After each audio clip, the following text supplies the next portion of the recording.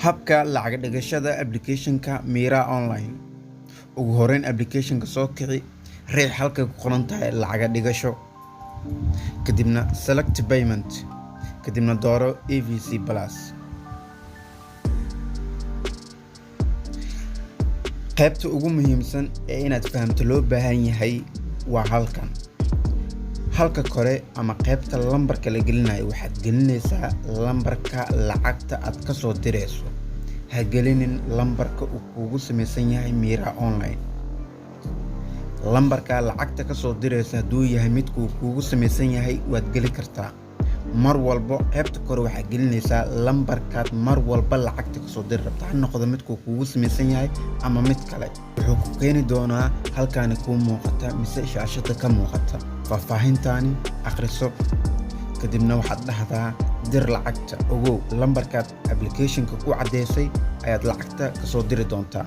lacag la bixidda withdraw laba nooc ayay noqon doontaa. nooc perfect money kula bixaysid iyo nooc aad kula bixayso EVC Plus.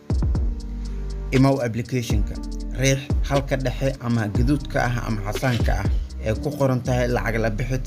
haddii aad u baahan tahay perfect money inaad lacag geysato halkan ayaad riixaysaa. sidoo kale EVC aad kula bixaysidna halkan.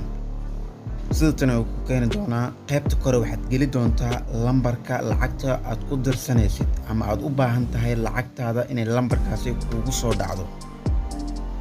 ugu dambeyn waa gelisay wuxuu kugu soo saari doonaa ama kuu soo qori doonaa ama shaashada kuu keeni doonaa lambarkaad lacagta ku dirayso, magaca uu ku diiwaan gashan yahay ama magaca ku qoran. si aad iskaga hubiso magacaasi akhri. hadda ugu dambeyn 60 senti ayaan la baxnay aan withdraw ku sameynay.